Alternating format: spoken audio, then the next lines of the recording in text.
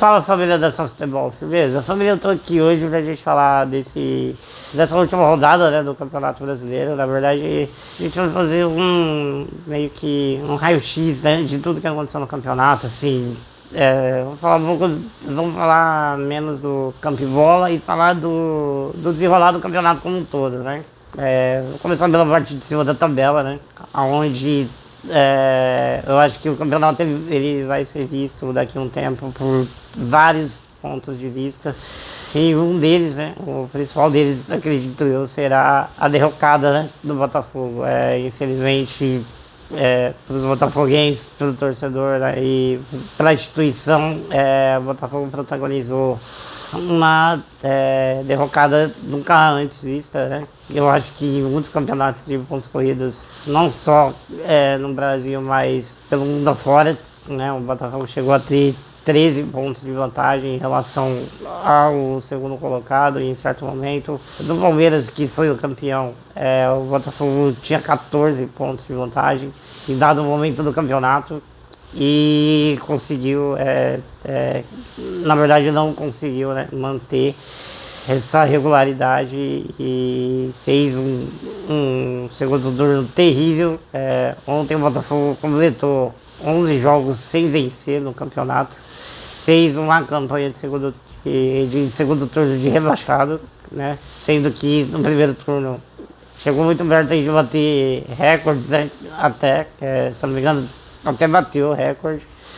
E, cara, pra mim isso tá muito ligado à parte mental dos jogadores. Essa é uma visão que eu fui desenvolvendo, né, durante esses jogos aí, essas rodadas. E foi a única conclusão, assim, aceitável que eu consegui obter. Né, eu acho que o Botafogo se destruiu mentalmente, foi sucumbindo. Principalmente depois do jogo contra o Palmeiras, né, da maneira que foi. O Botafogo reclama muito de arbitragem, tudo daquela partida, mas temos que lembrar que o Botafogo teve chance de abrir 4-1 na partida, logo depois da expulsão. E o Everton fez a defesa, né?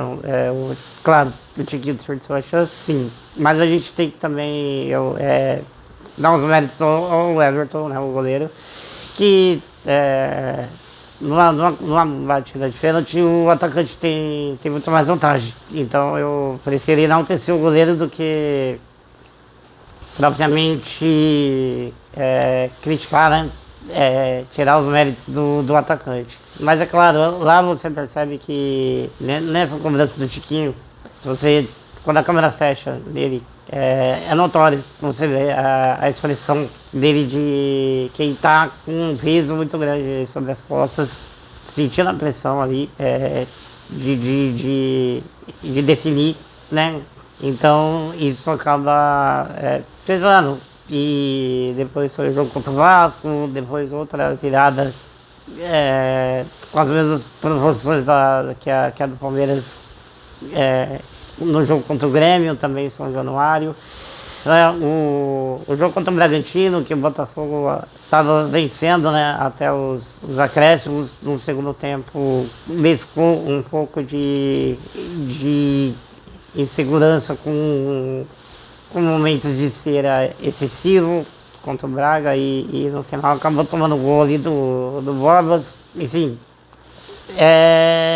E ainda teve toda essa questão extracampo do John Textor, que agora no final até tá com um discurso ponderado, né, na frente das câmeras, mas dos bastidores a gente vê que ele tá tentando articular ainda em relação à idoneidade do campeonato, enfim, várias situações aí que cara, só aumenta.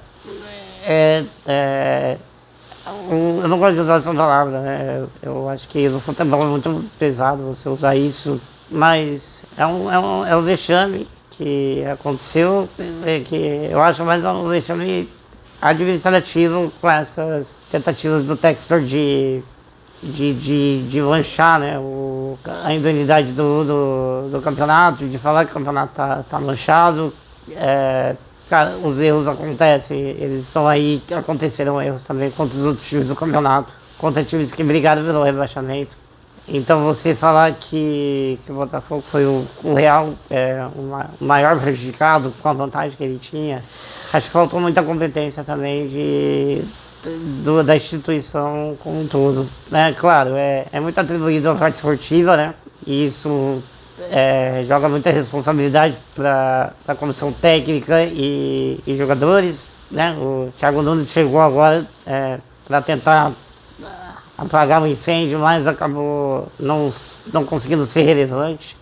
Os jogadores sentiram, como eu disse, acho que chegou um momento que o Botafogo começou a se incomodar, a ter que vencer o campeonato, virou uma coisa, a liderança estava incomodando o Botafogo e isso acabou pesando negativamente. Então é isso, eu acho que a parte de vexame ela é mais ligada aos bastidores do que propriamente ao campo em si, apesar de ter sido os torcedores não enxergarem muito dessa forma, né, também, mas acho que o que aconteceu com o Botafogo, muitos clubes têm que pegar de exemplo, porque todo mundo, principalmente no Campeonato Brasileiro, toda a equipe está sujeita a isso. O Campeonato Brasileiro é o mais imprevisível de todos, né? Até as casas de aposta, às vezes, você vê as odds, assim, são coisas, são odds sempre muito equilibradas e muito altas, porque o campeonato pode vender, né, os dois lados. O Palmeiras, né, por outro lado, fez uma campanha de recuperação e que também teve muitos problemas, né, principalmente no meio do segundo semestre, né, e teve uma queda de desempenho de alguns jogadores que são fundamentais para esse time. Teve a lesão do Dudu, que resultou numa mudança de estrutura tática que no primeiro momento não deu certo, e não deu mesmo, né? E eu acho que eu não vou estar descobrindo a pólvora aqui de estar falando isso e acredito que muita gente tem essa opinião. O Hendrick deveria ter entrado mais cedo no time, e esse final de campeonato que ele fez demonstra isso, né? Principalmente ele é o personagem, sim, do jogo contra o Botafogo, né? Apesar de eu ressaltar aqui novamente a defesa do Everton, porque se o Everton não pega aquele pênalti, ia ser incrível o Hendrick fazer 2 gols, mas não ia resolver, né? Ia ficar 4-3 pro Botafogo e a gente não sabe o que seria do campeonato do Palmeiras depois disso.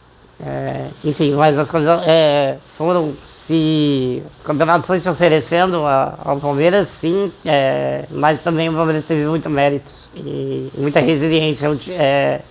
Uma equipe muito resiliente e que sempre, quando sente o cheiro de sangue na água, né, assim como um tubarão, não desperdiça a oportunidade, então deixa a presa escapar, né? E o Palmeiras demonstrou isso e mais uma vez com muitos méritos. O do Abel também, não tem como tirar os méritos dele. Ele errou e acertou durante essa temporada. Acho que os erros dele nessa temporada ficaram um pouco mais visíveis, né? Por tudo que, pela eliminação da Libertadores, pela oscilação que o Palmeiras teve em alguns momentos no Brasileirão mesmo. Então, mas no final das contas ele reestruturou o time, passou a jogar com 2 atacantes, Hendrick e Breno Lopes. Pode-se dizer que o Breno Lopes mais uma vez fez o gol do título contra o Fluminense, então é uma equipe que acaba se tornando natural, né, para o Palmeiras vencer. E seja da maneira que for, como eu disse, acho que muitos atletas esse ano, muitos jogadores não estiveram ao longo da temporada, né, na temporada como um todo, no seu melhor momento, né? O caso do Gustavo Gomes, o caso do próprio Veiga, que teve um primeiro semestre muito bom, mas depois acho que caiu um pouco, mas é um jogador de um calibre enorme, né? Então acaba sendo importante mesmo assim como o Gustavo Gomes. Ressaltar também a temporada positiva do Piquerez, enfim, do Mike, até mesmo do Marcos Rocha jogando como terceiro zagueiro, o Zé Rafael que tomou conta do meio campo, e enfim, o Richard Rios que com a lesão do Gabriel Menino fez um bom papel, né, ajudando o Zé ali no meio. Então acredito que mais uma vez, pelo demérito do Botafogo e pelo que o campeonato se ofereceu a muita gente, né? Ao Grêmio, ao Flamengo, até mesmo ao Red Bull Bragantino, mas quem ficou de fato foi o time que mais teve poder de decisão e está acostumado, né, a vencer, que é o Palmeiras. Então acho que isso é claro, né? O desenrolar do campeonato mostra isso como um todo. Fala um pouco agora da zona de rebaixamento, né? A gente teve aí o Santos, pela primeira vez em sua história, caindo para a segunda divisão. E é uma coisa, cara, é histórico, né? Eu me sinto, de certa forma, privilegiado de ver um fato histórico acontecendo. Claro que é uma coisa triste, não gostaria, eu não tenho nada contra a instituição, né? Nenhuma instituição, né? Ainda mais o Santos, que elevou, né, o nome do futebol brasileiro por séculos, assim. O Santos parou guerra, gente.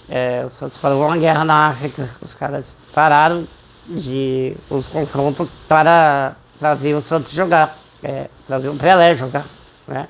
O Santos revelou o maior jogador da história do futebol.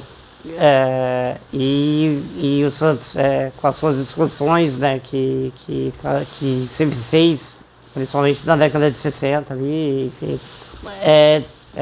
mostrou o Brasil para o mundo, né? O Brasil é conhecido como país do futebol hoje em dia, pela seleção brasileira, sim, claro, mas muito também por causa do Santos. O Santos revelou, né, mais uma vez falando do Pelé aqui, revelou um jogador que deu 3 Copas do Mundo para a seleção brasileira. Então, o que fizeram com o Santos administrativamente é uma vergonha. Se eu fosse o Rueda, eu sairia de Santos. Eu não sei se ele mora lá, mas se ele mora no estado de São Paulo, eu sairia. Porque ele vai ficar marcado, né, como o pior presidente da história do Santos, tanto esportivamente quanto administrativamente, né? Ele, em nenhum momento, acho que entendeu o tamanho da instituição que ele estava ali gerindo. E, enfim, acho que a entrevista do Galo ontem, ela é muito sintomática, né? Porque ele fala perguntam para ele por que o Santos teve um desempenho tão abaixo na Vila Belmiro, né? Que sempre foi considerado um alçapão. E ele fala, porque não temos qualidade para construir o jogo. Não temos essas peças, né? E é difícil imaginar um Santos sem construir, né? Sem propor o jogo, sem o futebol arte, né? Eu acompanho o Santos, aí eu sou de 95, eu acompanho o Santos desde 2002. Então eu vi times do Santos que eram, assim, times muito técnicos, times, atacantes que driblavam, que iam pra cima. A gente pode falar aí do Robinho, que era um jogador que rabiscava, que tinha a cara do Santos, né? Podemos falar do Neymar também, aí, recente, basicamente 10 anos, 12 anos, 11 anos, que ele saiu do Santos. O Santos é isso, né? Ganso, Neymar, Robinho, Diego, Elano, esses jogadores. E eu tô falando só da minha geração, né? Se a gente for lá pra trás, Pelé, Coutinho, Clodoaldo, enfim, jogadores de nível técnico absurdo, E hoje em dia a gente vê aí o Santos que tem o Marcos Leonardo ali tinha, né? O Marcos Leonardo como principal referência técnica e teve problemas, né? O Marcos Leonardo teve um problema disciplinar recentemente. Eu acho que também não adianta jogar essa responsabilidade para os jogadores nesse momento. Acho que a coisa é muito maior, é um problema administrativo que acabou arruinando o Santos, né? Financeiramente. A instituição Santos, ela vai ser gigante sempre.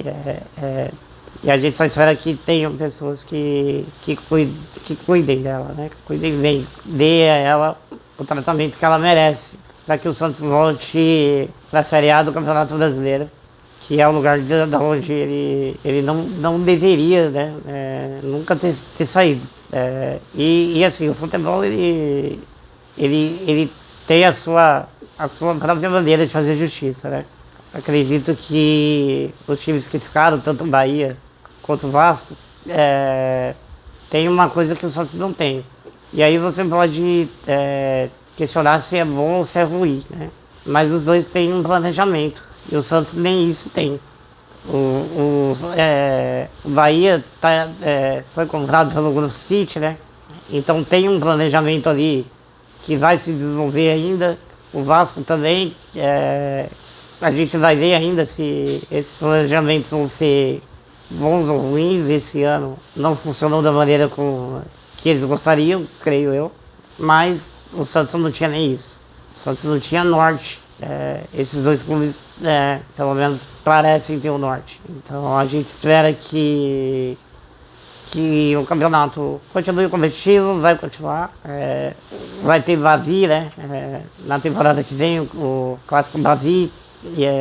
Vai ter o Vasco aí, com certeza, tentando se reforçar um pouco melhor. Enfim, o Campeonato Brasileiro vai estar sem o Santos, mas ainda vai estar bem servido de uma certa maneira. E boa sorte ao Santos na Série B, né?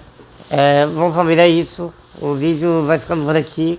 Vou deixar meu Instagram aqui na tela. Às vezes vai aparecer na descrição do vídeo também, junto com o nome do meu outro canal, tá bom? Então dê um like, compartilhe o vídeo, ficou um pouco longo, mas é isso, compartilhe e comentem aí o que vocês acharam do final do campeonato. Valeu!